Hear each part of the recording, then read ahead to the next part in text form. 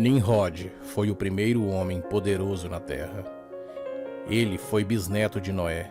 Pouco se sabe sobre a vida de Nimrod. Nimrod foi um dos descendentes de Cã, consequentemente descendentes de Noé.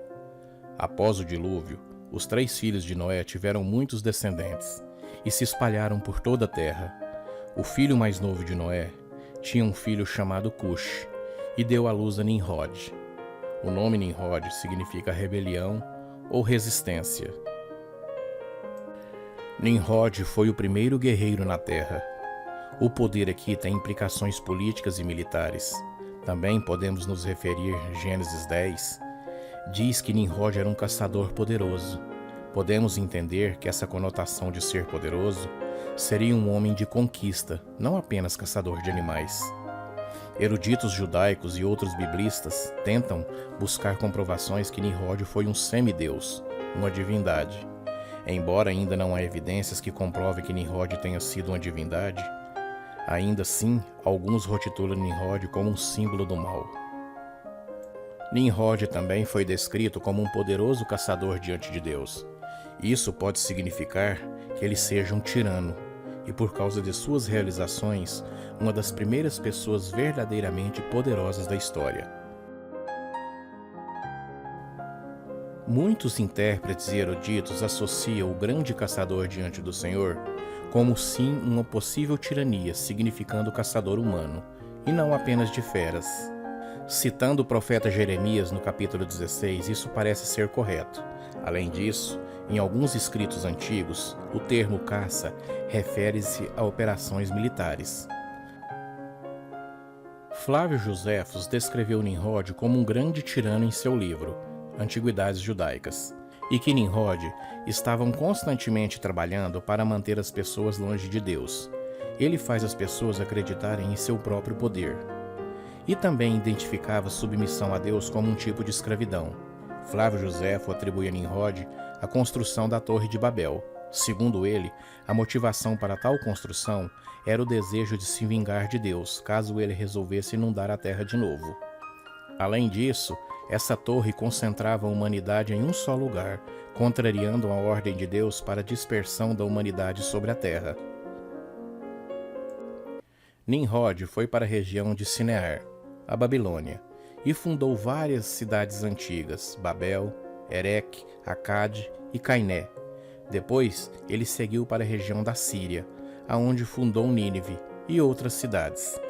Mesmo muito tempo depois, a Síria ainda era conhecida como a terra de Nimrod. Semíramis é o provável nome grego para Samur-Ramate, rainha da Síria, fundadora de várias cidades, inclusive a Babilônia, e que teve relações incestuosas com seu filho. Esse relato, com diferentes detalhes, foi contado por vários historiadores da Antiguidade Clássica e outros autores cristãos relacionados a Nimrod, entre o período de Gênesis e a construção de Babel. Seu nome mesmo não aparece nas escrituras, mas essa recorrente versão dela como fundadora de cidades, esposa traída e rejeitada, e esse amor macabro pelo seu próprio filho Nimrod, Semíramis parece ser uma história real, baseada em documentos que vão desde 700 a.C. até o século XIV d.C.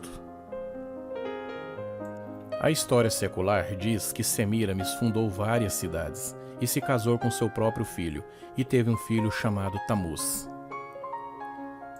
Alguns defendem que Nimrod construiu a Torre de Babel, e a construção da Torre de Babel aconteceu em Sinear, no sul do Iraque, a mesma região onde Nimrod fundou várias cidades. No entanto, não há nenhuma ligação entre Nimrod e a Torre de Babel nas escrituras. Muitos pesquisadores e historiadores tentam solucionar, em termos de arqueologia, quem teria sido Nimrod. Alguns sustentam que ele tenha sido um Sargão de Agade, um grande guerreiro e caçador que conquistou toda a Mesopotâmia. Alguns outros defendem que ele tinha sido o líder do movimento Ubaide, aproximadamente 3.800 a.C., ou então Gilgamesh, um lendário rei de Ereque. Alguns sugerem que Nimrod possa ter sido de origem de algumas divindades cultuadas na antiguidade. Essas pessoas veem uma ligação entre os feitos de Nimrod com a crença atribuída a Ninurta, o deus da guerra e da caça dos babilônicos e assírios. Alguns até sugerem a história que Nimrod possa estar por trás das lendas sobre Marduk, uma das principais deidades babilônicas. Mas o que pode-se considerar é que muito provavelmente a grande fama de Nimrod pode ter originado muitas lendas e mitos que foram difundidos na antiguidade. Isso confirma o fato de seu nome estar ligado a várias cidades e locais da Babilônia. Não há nenhum registro se Nimrod foi uma pessoa boa ou uma pessoa ruim.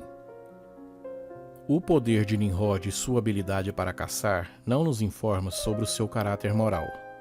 Existem várias lendas sobre Nimrod, que surgiram muitos séculos mais tarde, mas nenhuma com base nas escrituras e nem nas suas histórias. Esta foi a história de Nimrod.